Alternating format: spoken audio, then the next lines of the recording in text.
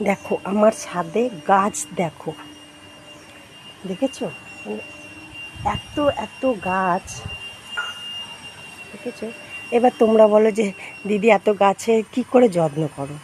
দেখো, এক তো আমার টাইম হয় না যত্ন করার, ঠিক আছে? কিন্তু যেটুকু করি একদম ঠিকঠাক। সপ্তাহে 2 দিন মাটি গাছের গোড়াটায় দেখবে অনেক আগাছা বেরোয়। তোমরা কী করবে, আগাছাটাকে তুলে তুলে পরিষ্কার করে দেবে।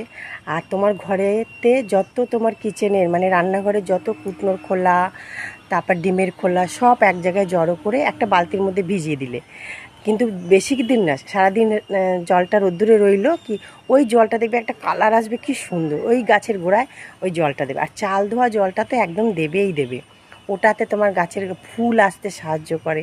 আর তোমার গাছগুলো এরকম তাজা হয়ে থাকবে যদি ওরকম জল দাও গাছের। এইটুকু শুধু।